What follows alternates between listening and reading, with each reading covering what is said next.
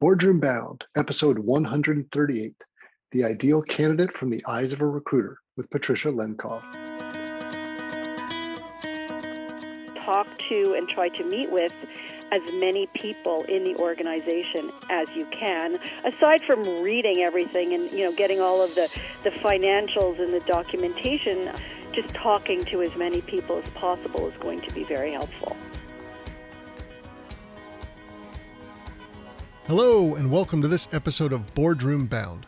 My name is Alexander Lowry, and this is the podcast dedicated to intentional leadership in the boardroom. My goal is to give aspiring and existing directors the tips, tactics, and strategies necessary to transform your confidence and build a successful career as a board director. Quick reminder, you can get all of today's show notes at podcast.gordon.edu. And in today's episode, we're speaking with Patricia Lenkov. She is someone who has conducted hundreds of board searches, and she has significant expertise in all the best practices in the board space. She's worked at several of the leading firms. You think about the Shrek firms, the Big Five. She's worked at Spencer Stuart and Heidrick & Struggles. She now runs her own search firm. She estimates she's probably done about 325 plus board searches just from those early 10 years at the big companies, done thousands of interviews at this point. She has lots of tips and war stories that you're going to want to hear about.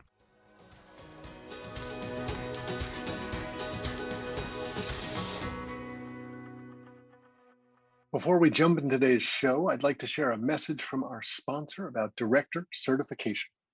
Want to join your first board, or are you looking for additional board seat opportunities? In either scenario, be sure to be disciplined in your approach. Now, through the Becoming an Exceptional Board Director Candidate Coaching and Certification course, you get both modern board director candidate packaging and modern board operations knowledge integrated within one program. Remember, the key to landing additional or your first board seat is in your packaging. Make the effort to do it right.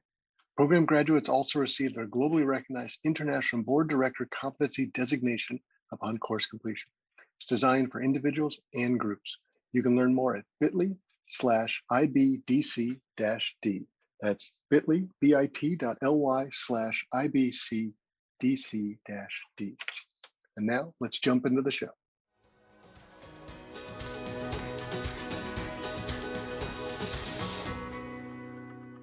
Patricia Lenkov, welcome to the Boardroom Bound podcast. Thank you very much. I'm delighted to be here. And this is the sort of episode that if I'm channeling my audience, that they get really excited about, because I think many people considering to get into the boardroom, they think, I need to meet people like Patricia, people who understand, are in the executive search space, and that's my ticket. And as you and I were joking about before, sort of, but there's a lot more to it than that. And we're going to talk about all that today. But I would really love if you could begin by sharing some of your background experience. When people think about those terms, exec recruiters, they're thinking the Shrek firms, and you already checked 2 of those 5 off. And if you haven't heard that analogy before, you're thinking about the Spencer Stuarts, the Heidrick & Struggles, the Russell Reynolds, the Egon Zenders, the Korn Ferries. You've worked at several of those firms, and you've been doing this for a long time. So before we get to all those great insights and answers and war stories you have, just set us your career up for us. Sure. I moved from Canada to New York City in 1997 and immediately thereafter began working at Heidrick & Struggles. I started supporting the person who was running the New York office, and I joined in the industrial practice as well as in the technology practice, and I began sort of at the top of the search business because most people start doing kind of lower level searches. I was just fortunate enough to be kind of in the right place at the right time, and worked at Heidrick doing CEO searches and board searches from the get-go. After about 6 years with Heidrick & Struggles, I went to Spencer Stuart. I joined their board practice, and I was at those 2 firms for about 11 years. And in that time, I did about 325 board searches. So I was basically called the manufacturer because I was just constantly working on, one board search after another. And it was quite different back then than it is today, but learned, my skills and my trade working on these many board searches for all kinds of companies, public, private equity, post-bankruptcy, spin-outs, you name it, I kind of did it. After that, I left. I started my own business, Agility Executive Search. in 2008, so have been doing my own searches in my own practice for the past 13 or so years. I spend about 80% of my time doing board searches. Now 20% is traditional executive search, and my clients tend to be the same types of organizations. So I work with public, private equity. I do work with some activist investors, do work with some large not-for-profits. So runs the gamut of all kinds of organizations that I help their boards find directors and essentially get better. Very good. Well, you touched on something there that I don't think we've discussed much in a podcast. So let's dial that back for a second. You talked about how board searches were very different back when you were starting out and doing several hundred of those. Let's do a compare and contrast today so people can understand not only what the boardroom modern search is, but why it's so different from what it used to be. So when I started doing board recruiting in 1997, it was a very, very different world than it is today. It's amazing how much it's changed in 23 years.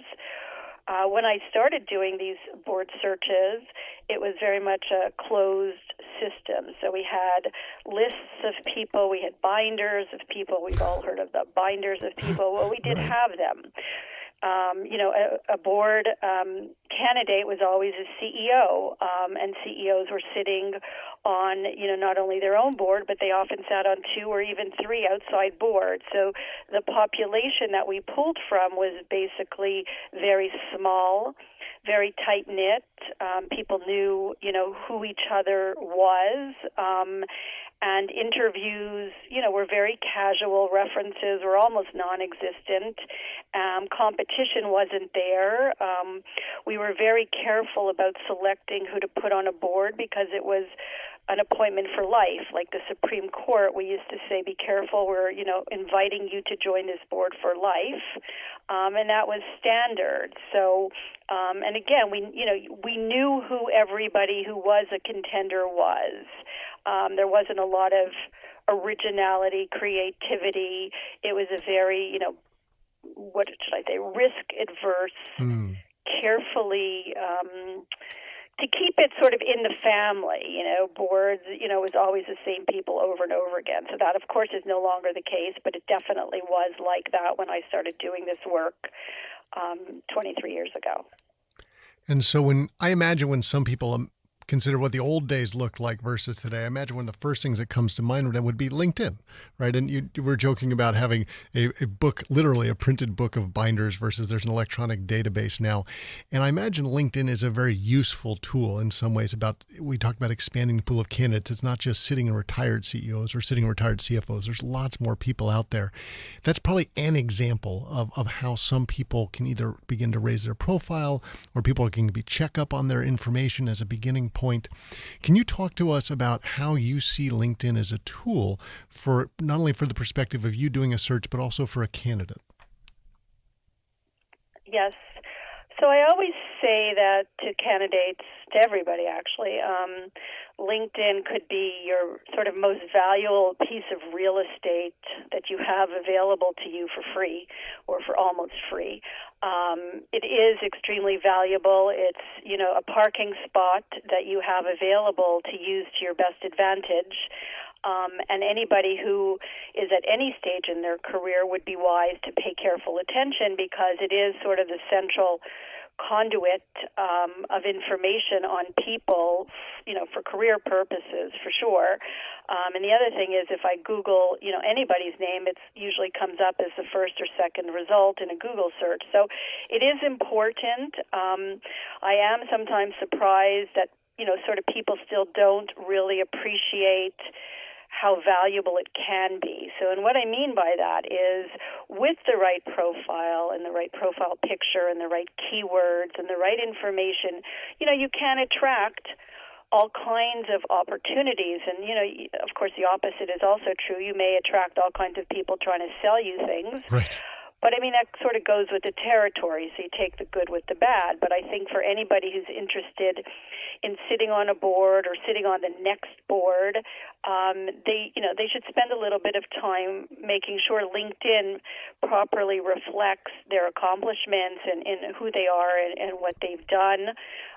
because it is, a place that everybody is on and always looking, for different types of people for whatever purposes. So it is, very important. Now, when we were reflecting back on what it used to be like, you were talking about how it's a small circle, it's a family-oriented, people knew people's reputation, and I imagine you had a standard group of people you might call in a certain industry type of board and say, I'm looking for this sort of person, who would you recommend? And my impression is that the world is still that important network that really precedes you and it can do so much value. LinkedIn in some ways is periphery to that. People might get found that way, but it's so much better to be someone who's talked about by people in the know, sitting on board seats. Can you give us your sense today about where you prioritize types of information that you're getting so our audience can consider, wow, where should I be spending my time if I want to be someone who's considered for roles? So all of the above. I think it's never one thing. I think if you're interested in boards, it's many different things. So aside from LinkedIn, it is networking. It's networking with the right people, people who have access to decision makers in the boardroom. That might be trusted advisors such as lawyers or bankers or accountants. So it's networking with the right people. It's also, I always say to people, it's being the very best that you can be in your chosen field. So whatever you're doing, make sure you're the best at it, because if you're the best at it, then you are going to maybe speak at conferences. You might get an award. People will know you. They'll talk about you. So I think it's also keeping your head down and doing your job in the best possible way. I think it's also getting educated on being a director. You need to know why do you want to be a director? What does the role of board director mean? Nothing sort of screeches stop to me faster than, a sort of weak answer to the question, why do you want to be a board director? And what do directors do? What's your interpretation of governance? Or what are the important, what keeps directors up at night these days? So it's very important to sort of do all of those things. And we were talking before about how it's a small world for who gets picked to be on a board. And I would love your thoughts on, we're seeing more different sorts of people coming onto boards than before. Imagine during the pandemic, chief HR officers are now becoming much more appreciated of how do we manage our people in new and different ways. Now, we had seen, say, cyber experts, tech, marketing, different sorts of people being recognized wow, you may not just need to be a CEO. You could have these certain skill sets and be added onto boards. The world has changed so much in the boardroom in the last decade. I'd love your thoughts on how that process came about, that they were realizing, well, okay, outside of the CEO is good. We need some for sure, but maybe they don't need to be in every seat, and where you see that going from here.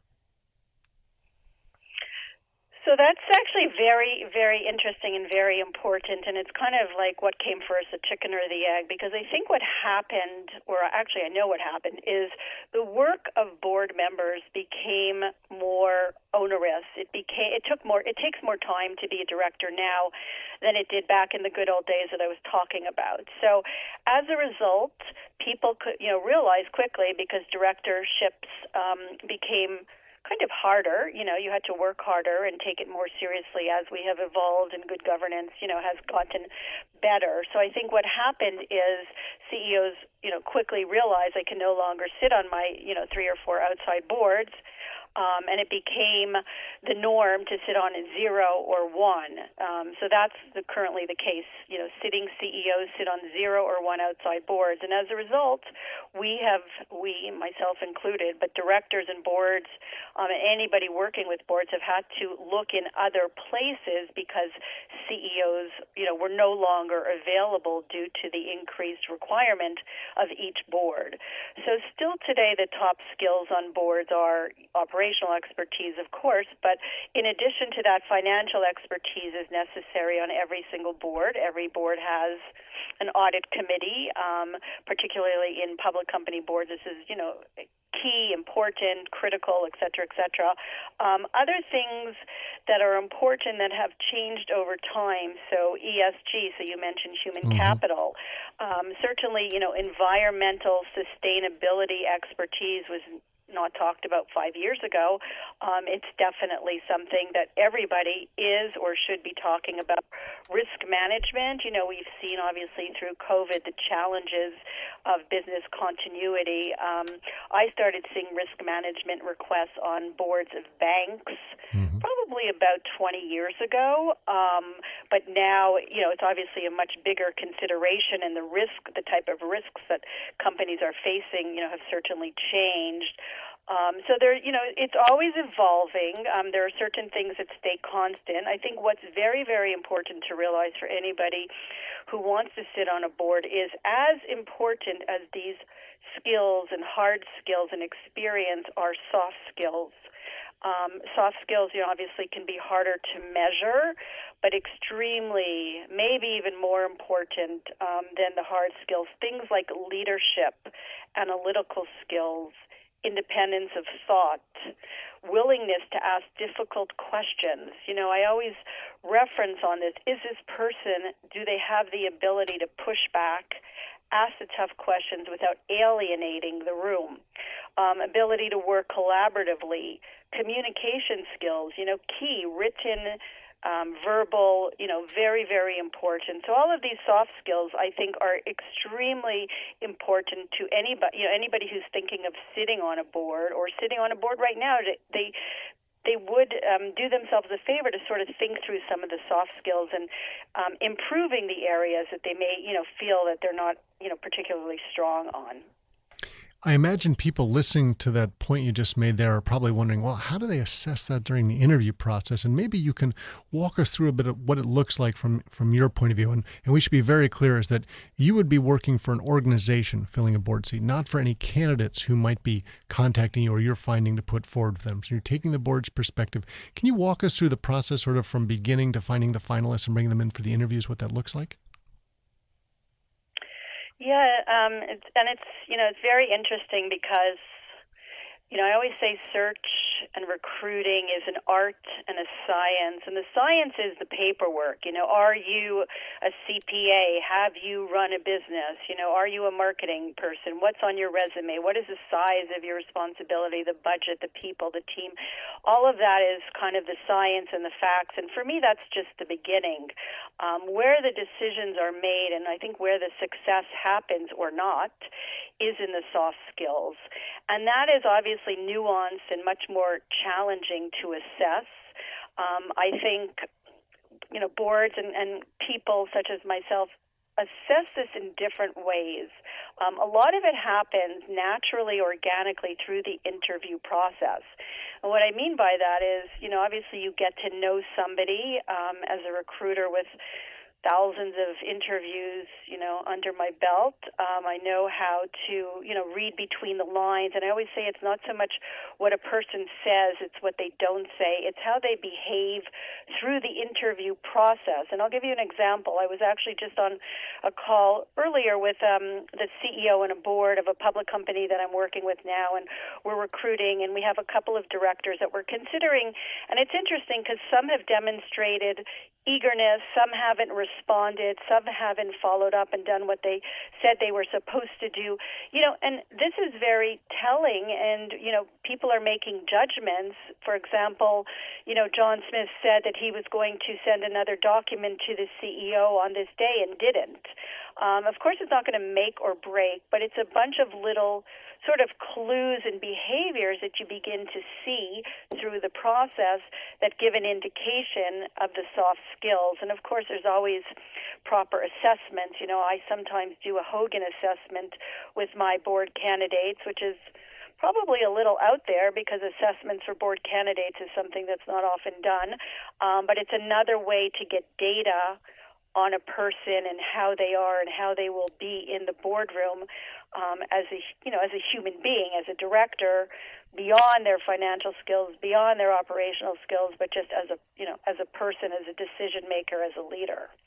So I don't know if that answers. I sort of jumped around a little, but it's really kind of an art form that requires many different pieces of data from many different sources. And by the way, it also includes talking to people who the director candidate has worked with in the past, who they have not provided as a reference. But who I will have found or know who know them. So it's collecting a lot of information from a lot of different sources to be able to understand a person and their style and their potential for success in its entirety.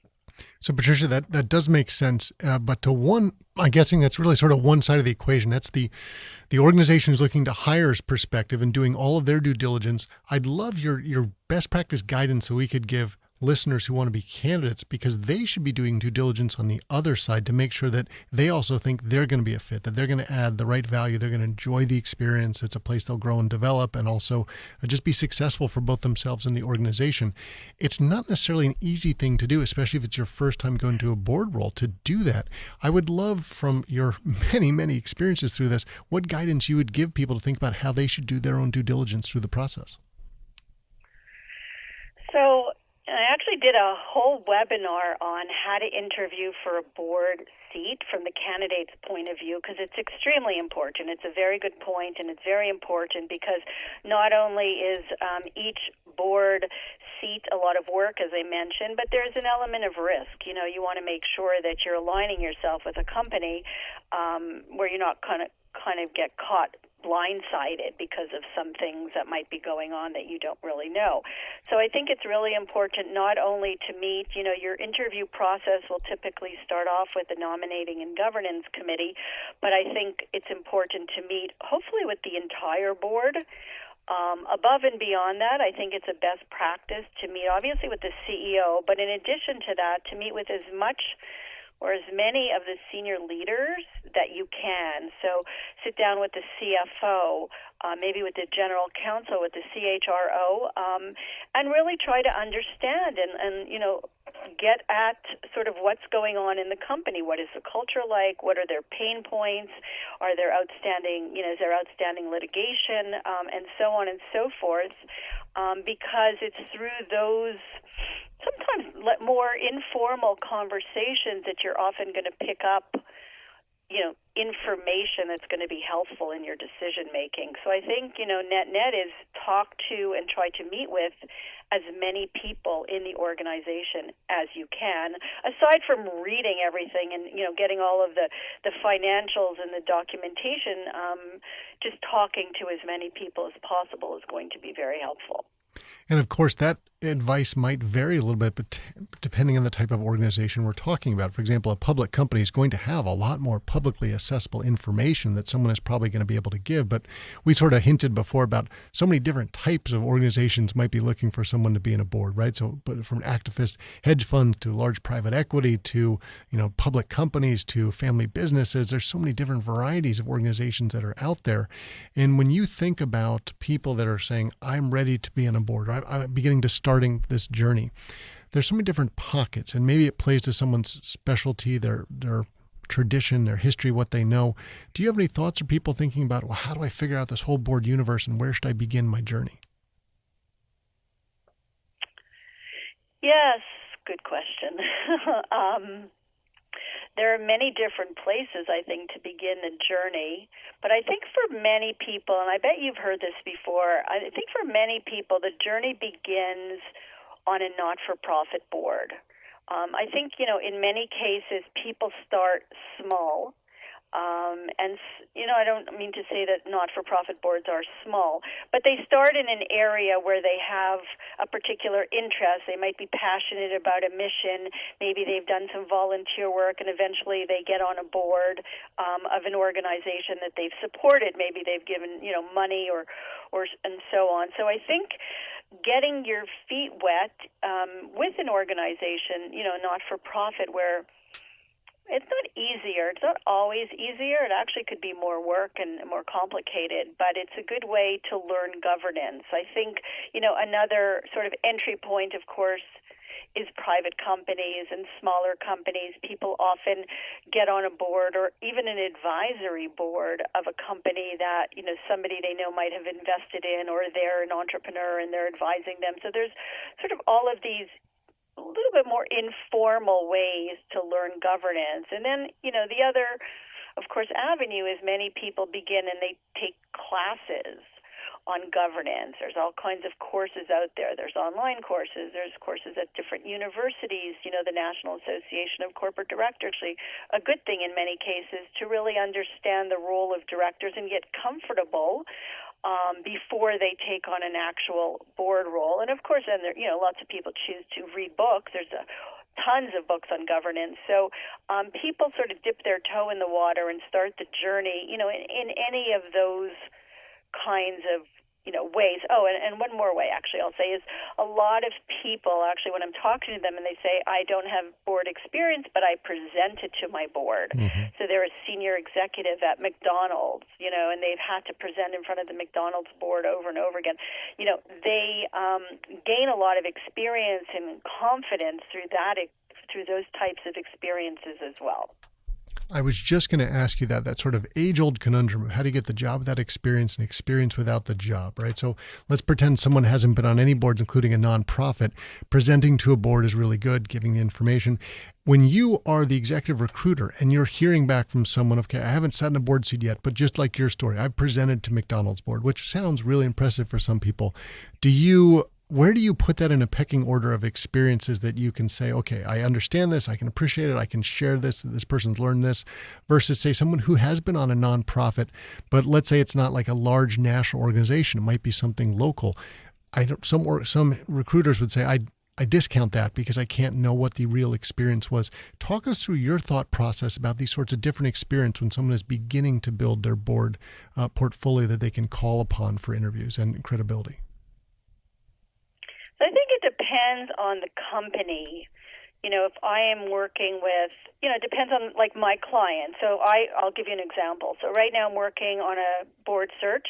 It is a founder-led public company.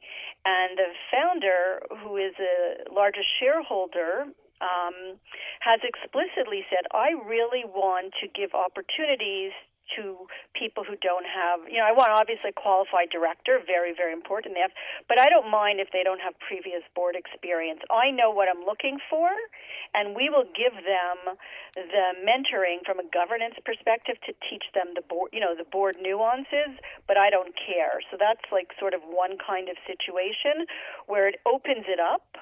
And by the way, often that has to happen. There's, of course, a diversity debate. And, how do you get how do we improve diversity on boards if these people, people don't have board experience?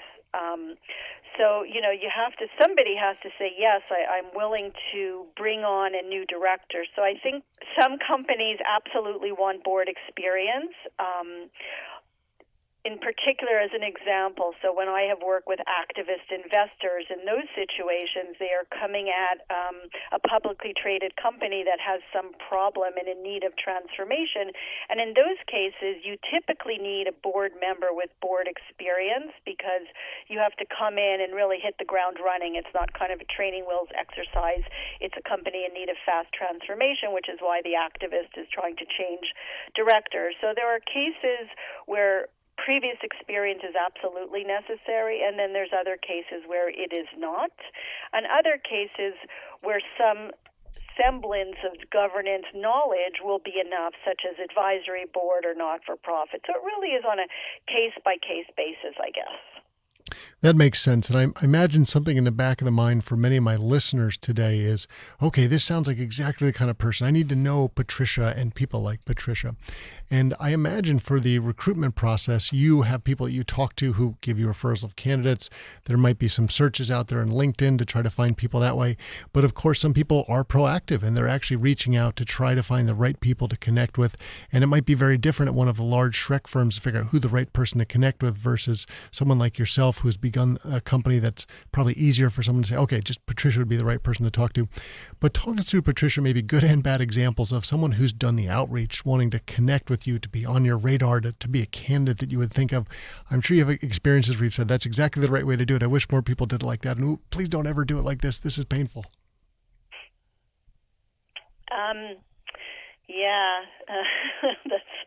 That's a good question.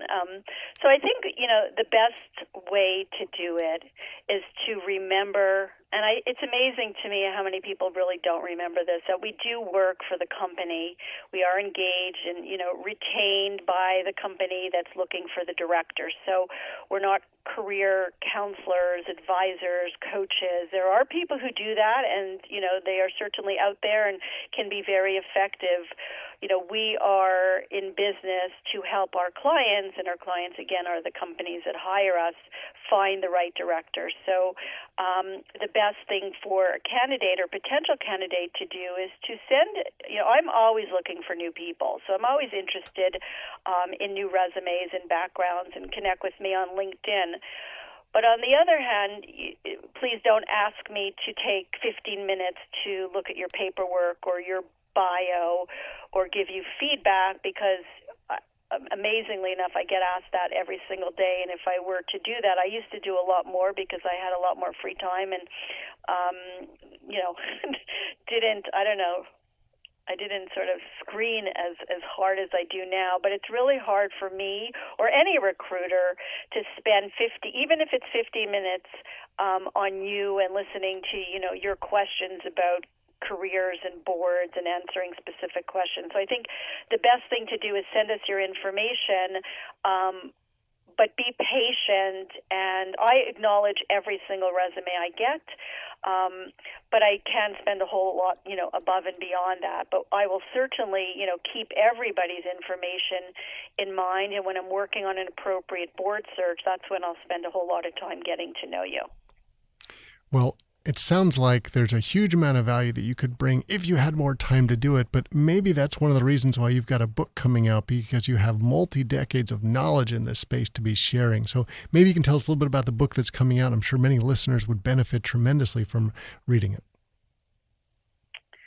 Yeah, so I have a book that I have been working on for the past 4 years, approximately, even more. It's actually 23 years in the making, because I have sort of started to think of the things that I put in the book starting when I began doing board searches 23 years ago. The book is called Time's Up: Why Boards Need to Get Diverse Now. And it's essentially an accumulation of thoughts and ideas over the past 23 years, both diagnostically but also prescriptively. So, what is the problem?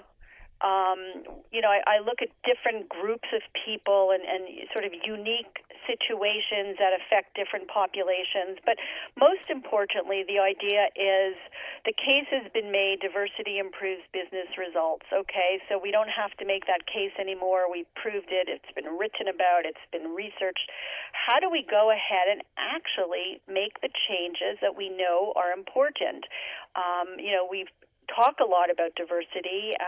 Certainly diversity has been a very hot topic of conversation since the unfortunate George Floyd, murder just about a year ago. Everybody started to obviously take this more seriously. Corporations have come out with statements on diversity and how important it is. But for me, I think that diversity, to be authentic, diversity has to start at the top. So the book talks about, how boards need to go ahead and kind of put their money where their mouth is and just, bite the bullet and make the changes that are so necessary that everyone is talking about, but, many are still in a state of kind of inertia. So I'm very excited about it. It's, an important topic that's near and dear to my heart. I do, board searches as a commercial enterprise, but it's also something that I fundamentally believe is the right thing to do, and good governance is very powerful, and diversity leads to good governance. So I'm excited to try to put all that together and continue to play a part in moving the needle in the right direction. Well, we will have a link to the book in our show notes so listeners can take advantage of all the years of experience that you bring. And Patricia, we were delighted to have you on the show today. Thank you for sharing your insights and helping all of us to be boardroom bound. That's it for this episode of Boardroom Bound. I really enjoyed chatting with Patricia Lenkov. It's great hearing from a seasoned expert in the industry. She's been doing it for over 20 years, worked at some of the top firms like Spencer Stewart, Heidrick & Struggles, has done thousands of interviews, knows what companies are looking for in directors, knows how someone can position himself for success in this space. And of course, she's got a book coming out where she's going to be talking about a lot of what she has seen happen into the industry and what she thinks it should go. And if you head over to podcast.gordon.edu, you will find a link to that. Now, please know that the Boardroom Bound team and I are so proud to be your go-to podcast for all things that connect, prepare, and empower you to land a board seat. Be sure to subscribe to this podcast so you don't miss any of the high-quality content that we're bringing to you every Wednesday. Thanks for joining me today. I can't wait to share more stories and strategies from brilliant business minds with you again next week. Remember to keep tuning in to be Boardroom Bound.